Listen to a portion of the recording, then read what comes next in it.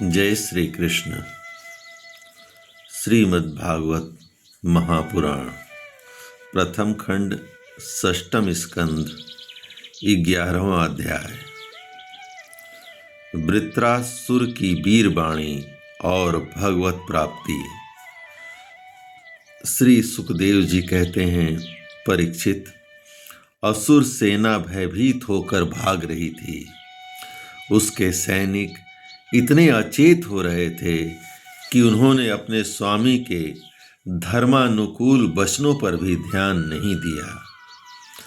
वृत्रासुर ने देखा कि समय की अनुकूलता के कारण देवता लोग असुरों की सेना को खदेड़ रहे हैं और वह इस प्रकार छिन्न भिन्न हो रही है मानो बिना नायक की हो।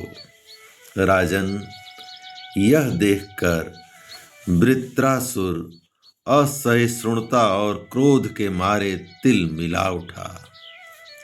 उसने बलपूर्वक देव सेना को आगे बढ़ने से रोक दिया और उन्हें डांट कर ललकारते हुए कहा, क्षुद्र देवताओं, रणभूमि में पीठ दिखाने वाले कायर असुरों पर पीछे से प्रहार करने में क्या लाभ है।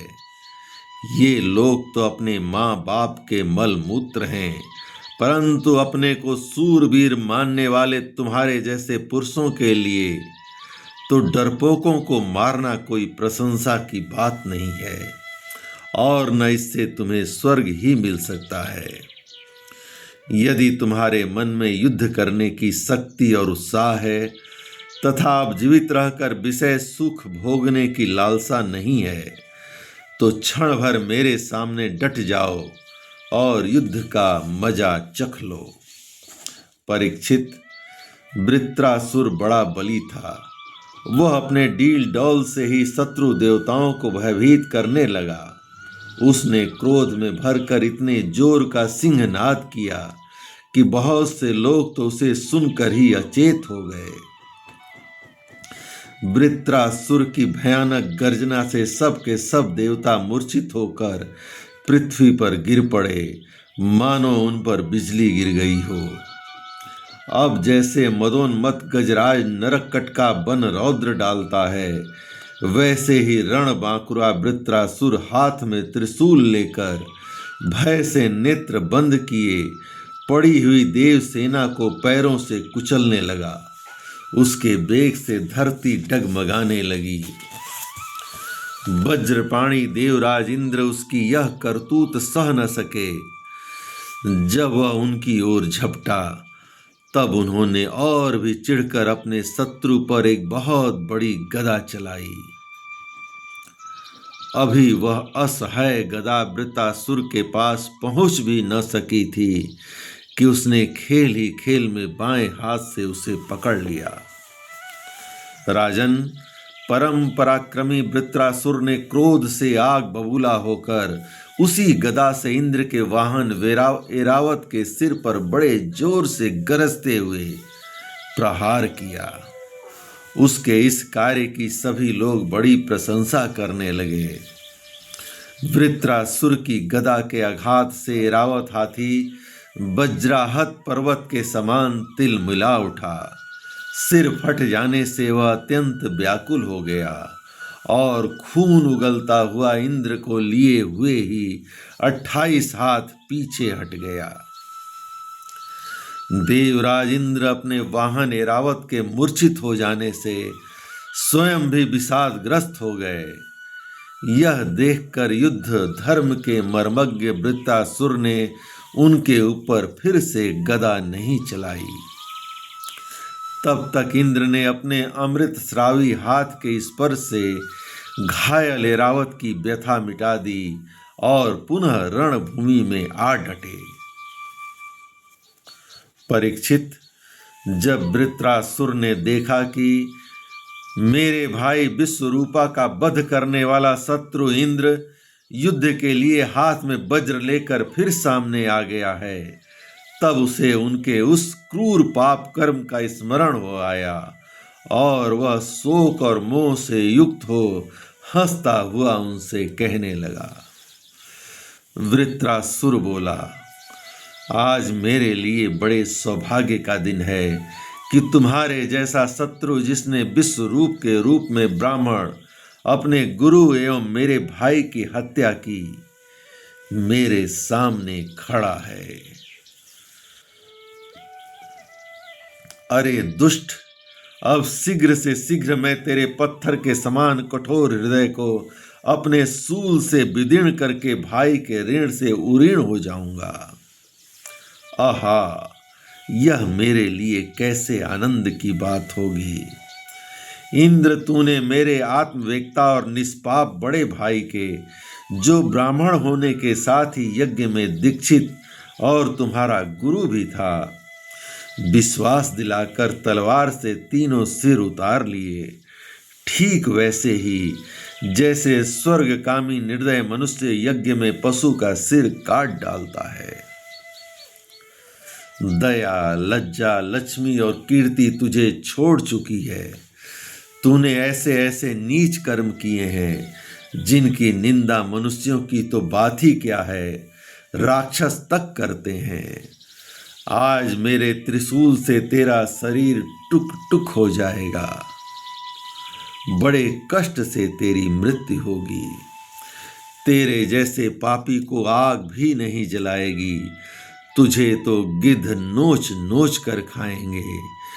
ये अज्ञानी देवता तेरे जैसे नीच और क्रूर के अनुयायी बनकर मुझ पर शस्त्रों से प्रहार कर रहे हैं। मैं अपने तीखे त्रिशूल से उनकी गर्दन काट डालूंगा और उनके द्वारा गणों के सहित भैरव आदि भूतनाथों को बलि चढ़ाऊंगा। वीर इंद्र, यह भी संभव है कि तू मेरी सेना को छिन्न भिन्न करके अपने वज्र से मेरा सिर काट ले। तब तो मैं अपने शरीर की बलि पशु पक्षियों को समर्पित करके कर्म बंधन से मुक्त हो महापुरुषों की चरण रज का आश्रय ग्रहण करूंगा। जिस लोक में महापुरुष जाते हैं वहां पहुंच जाऊंगा। देवराज, मैं तेरे सामने खड़ा हूं, तेरा शत्रु हूं। अब तू मुझ पर अपना अमोघ वज्र क्यों नहीं छोड़ता? तू यह संदेह न कर कि जैसे तेरी गदा निष्फल हो गई, कृपण पुरुष से की हुई याचना के समान यह वज्र भी वैसे ही निष्फल हो जाएगा। इंद्र, तेरा यह वज्र श्री हरि के तेज और दधीच ऋषि की तपस्या से शक्तिमान हो रहा है। विष्णु भगवान ने मुझे मारने के लिए तुझे आज्ञा भी दी है, इसलिए अब तो उसी वज्र से मुझे मार डाल, क्योंकि जिस पक्ष में भगवान श्री हरि हैं उधर ही विजय, लक्ष्मी और सारे गुण निवास करते हैं। देवराज, भगवान संकर्षण के आज्ञा अनुसार मैं अपने मन को उनके चरण कमलों में लीन कर दूंगा। तेरे वज्र का वेग मुझे नहीं, मेरे विषय भोग रूप फंदे को काट डालेगा और मैं शरीर त्याग कर मुनिजन उचित गति प्राप्त करूंगा।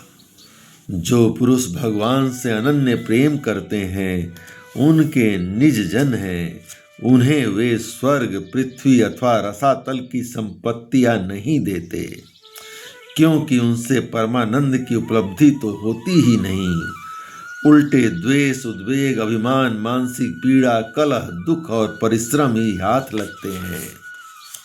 इंद्र, हमारे स्वामी अपने भक्त के अर्थ, धर्म एवं काम संबंधी प्रयास को व्यर्थ कर दिया करते हैं, और सच पूछो तो इसी से भगवान की कृपा का अनुमान होता है, क्योंकि उनका ऐसा कृपा प्रसाद अकिंचन भक्तों के लिए ही अनुभव गम्य है, दूसरों के लिए तो अत्यंत दुर्लभ ही है। भगवान को प्रत्यक्ष अनुभव करते हुए वृत्तासुर ने प्रार्थना की, प्रभो, आप मुझ पर ऐसी कृपा कीजिए कि अनन्य भाव से आपके चरण कमलों के आश्रित सेवकों की सेवा करने का अवसर मुझे अगले जन्म में प्राप्त हो। हे प्राण वल्लभ, मेरा मन आपके मंगलमय गुणों का स्मरण करता रहे, मेरी वाणी उन्हीं का गान करे और शरीर आपकी सेवा में ही संलग्न रहे। सौर सौभाग्य निधे, मैं आपको छोड़कर स्वर्ग, ब्रह्मलोक, भूमंडल का साम्राज्य, रसातल का एक छत्र राज्य, योग की सिद्धियां, यहाँ तक कि मोक्ष भी नहीं चाहता।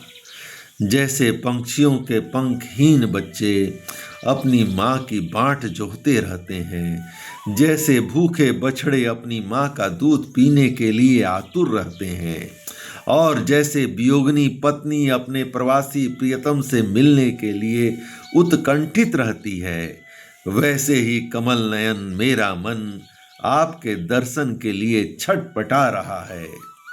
प्रभो, मैं मुक्ति नहीं चाहता। मेरे कर्मों के फल स्वरूप मुझे बार बार जन्म मृत्यु के चक्कर में भटकना पड़े, इसकी परवाह मुझे नहीं। परंतु मैं जहाँ जहाँ जाऊँ, जिस जिस योनि में जन्म लूँ, वहाँ वहाँ भगवान के प्यारे भक्त जनों से मेरी प्रेम मैत्री बनी रहे। स्वामिन, मैं केवल यही चाहता हूँ कि जो लोग आपकी माया से देह गेह और स्त्री पुत्र आदि में आसक्त हो रहे हैं, उनके साथ मेरा कभी किसी प्रकार का भी संबंध न हो। जय श्री कृष्ण। इस प्रकार श्रीमद् भागवत महापुराण प्रथम खंड षष्ठम स्कंद का 11वां अध्याय भगवान श्री कृष्ण की कृपा से संपूर्ण हुआ। जय श्री कृष्ण।